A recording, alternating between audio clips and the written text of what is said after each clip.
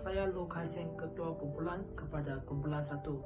Dalam ulasan filem ini, saya dan ahli kumpulan saya akan membincangkan tentang sebuah filem yang bernama Avatar: The Last Airbender. Dalam ulasan filem ini, kami akan membincangkan tentang kemunculan unsur-unsur tamadun dan faktor kelahiran dan kemerosotan tamadun yang muncul dalam filem tersebut. Di sini, saya haraplah anda menikmati ulasan filem ini. Dalam filem Avatar yang menceritakan tentang sebuah dunia yang terdiri daripada 4 negara yang berdasarkan unsur-unsur alam, iaitu negara bumi, api, angin, dan air. Dan rakyat mereka dapat mengawal elemen-elemen mengikuti kehendakan mereka. Keempat-empat kerajaan ini hidup dalam keadaan aman, damai, dan harmoni. Tetapi semuanya berubah apabila negara api memutuskan untuk menyerangkan negara lain untuk meluaskan tamadun mereka. Untuk melindungi keamanan dunia, kemunculan Avatar, iaitu pengawal unsur yang paling hebat, penghubung kepada roh dunia, dan pengawal keempat-empat unsur adalah individu yang bertanggungjawab untuk menentangkan negara api. Antara unsur-unsur ketamadunan yang wujud dalam filem Avatar ialah mereka mempunyai tempat duduk yang strategik. Contohnya, negara air tinggal di kawasan yang disekelilingi oleh air. Perkara ini membawa banyak manfaat kepada mereka. Antara manfaat yang jelas ialah mereka menggunakan air untuk membentukkan ais dan membina tempat tinggal mereka. Selain itu, mereka pakar dalam mengawal unsur-unsur air. Mereka boleh menggunakan air untuk menentang musuh mereka dan memburukan hidupan laut sebagai makanan ataupun jual kepada negara lain untuk mendapatkan keuntungan. Dengan ini, jelaslah tabiat mereka amat serupa dengan budaya Eskimo kini. Seterusnya, rakyat negara bumi yang pakar dalam mengawalkan unsur-unsur tanah. Dengan ini, mereka sering muncul atau tinggal di kawasan padang pasir ataupun tempat yang mempunyai banyak batu, tanah, dan pasir. Dengan ini memudahkan mereka untuk menentang musuh mereka. Selain itu, mereka juga berkemahiran dalam membuatkan kraftangan. Mereka sering menggunakan tanah liat untuk membuatkan pasu, siramid, dan lain-lain untuk kegunaan harian dan mendapatkan keuntungan untuk mereka sendiri. Dalam filem ini, kita boleh nampak bahawa penciptaan sains dan teknologi negara api amat maju berbanding kepada negara yang lain. Mereka telah berjaya membina sebuah kapal perang yang dibuat daripada besi dan menggunakan arang batu untuk menjalankannya. Ini amat memerlukan banyak pengetahuan teknikal untuk mencapaikan maklumat ini. Jadi kita dapat memastikan bahawa tahap teknologi negara api amat tinggi.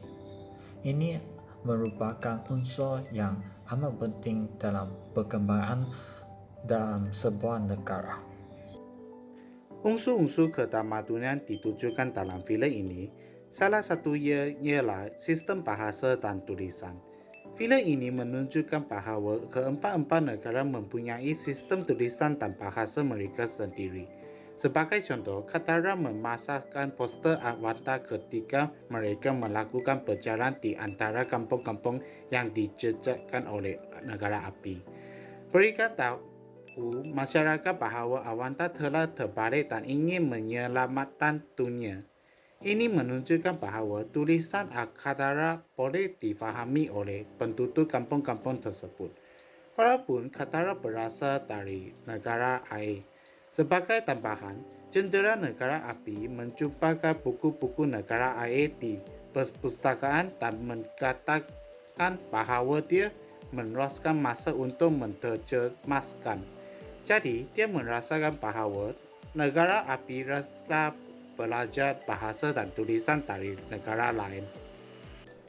Salam sejahtera, nama saya Heng Jentai dan saya akan menerangkan unsur-unsur ketamadunan dari segi daya kekreatifan dalam filem ini. Dari segi daya kekreatifan, terdapat beberapa unsur yang boleh dilihat dalam pelbagai negara. Ini contohnya negara bumi, apabila kumpulan watak utama Ang Ketara dengan Sora berada di negara bumi, mereka menjumpai patung avatar Kyoshi. Ini membuktikan penduduk negara bumi ini mempunyai daya kekreatifan dalam bidang seni. Selain itu, dari segi negara air mereka juga mempunyai daya kekreatifan dalam bidang kraft tangan. Buktinya boleh dilihat dalam perlawanan Aang dan Zuko di negara air. Banyak bekas air yang dibuat oleh penduduk negara air boleh dilihat di latar belakang mereka. Dari segi negara angin, beberapa kraft tangan dan aksesori boleh dilihat dalam imbas kembali Aang. Dalam imbas kembalinya, Aang dan para sami negara angin boleh dilihat memakai manik-manik doa dan juga loceng yang digunakan untuk ritual boleh dilihat di atas meja. Dari segi unsur kemerosotan, dalam filem ini, ketika avatar Aang datang ke negara tanah, kami boleh melihat bahawa taraf hidup rakyat sangat buruk. Ini disebabkan oleh Perdana Menteri Kerajaan Tanah. Ia telah mengabaikan rakyat sendiri dan mementingkan sendiri sahaja. Ini telah menyebabkan masyarakat negara tanah membenci kerajaan mereka dan juga menjurus kepada kemerosotan negara. Dalam filem tersebut, sikap tertutup adalah salah satu faktor yang menyebabkan kemerosokan beberapa negara. Negara angin dan negara tanah disepakai oleh pendudukan negara kerana sikap tertutup.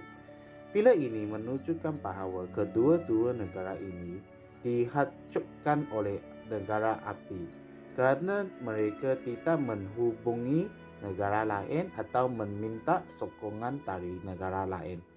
Pada akhirnya, negara angin dihancurkan oleh peradaban dan pembunuhan beramai-ramai dan orang-orang negara tanah diperbudak oleh negara api dan mereka tidak dapat belajar apa-apa yang berkaitan dengan sihat tanah.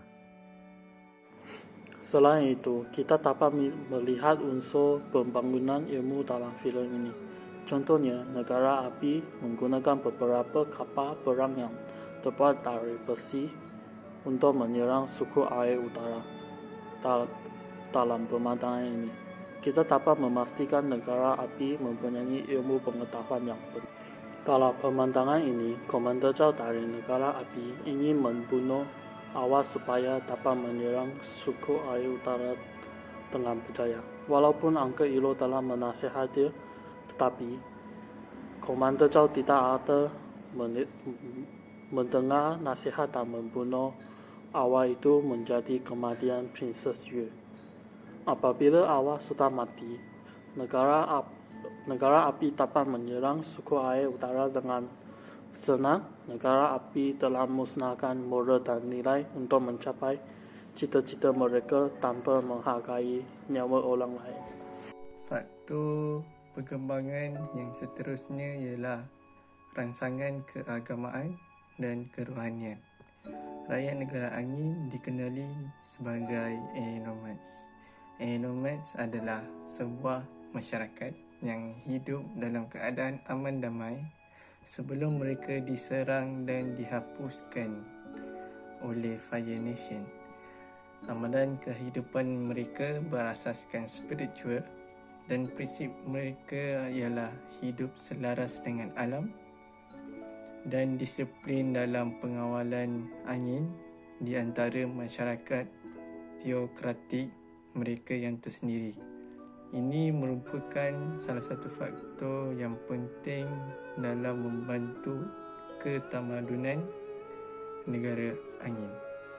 Akhir sekali saya ingin menyampaikan berbagai aplikasi dalam filem dari sudut ketamadun alam kehidupan yang diamalkan dalam kehidupan seharian kita. Contohnya kewujudan sistem tulisan dan bahasa di antara keempat-empat negara dalam filem. Ketara telah memasang poster avatar kita mereka melakukan perjalanan di antara kampung-kampung yang dijajah oleh negara api. Tujuan mereka adalah untuk memberitahu masyarakat bahawa avatar telah kembali dan ingin menyelamatkan dunia. Pada zaman moden ini, manusia telah menggunakan sistem tulisan dan bahasa untuk menyampaikan perkara yang ingin disampaikan seperti maklumat yang penting, perasaan ataupun berkomunikasi antara satu sama lain. Selain itu, terdapat satu aplikasi dari filem tersebut, iaitu suku air menggunakan air untuk membentuk ais batu dan membina tempat tinggal. Mereka memburu hidupan laut sebagai makanan dan menjual kepada negara lain untuk mendapatkan keuntungan. Pada era globalisasi ini, terdapat sekumpulan manusia yang menghuni di kutub utara. Cara kehidupan dan adat resam mereka seperti dalam filem tersebut iaitu memburu hidupan laut untuk menyara hidup dan membina tempat tinggal dengan ais batu. Akhir sekali, terdapat satu aplikasi dari filem tersebut iaitu penciptaan sains dan teknologi. Dalam filem tersebut, negara api mempunyai ilmu sains dan teknologi yang lebih maju berbanding dengan negara lain. Mereka mempunyai kapal perang yang besar serta ia boleh melakukan perjalanan yang berjarak jauh. Jika kita lihat pada zaman ini, pelbagai kapal telah dicipta seperti kapal perangan, kapal terbang ataupun kapal perang. Mereka telah dilengkapi dengan pelbagai kemudahan dan alat teknologi yang baharu dan moden, sepertinya GPS, sistem radar dan lain-lain. Terima kasih.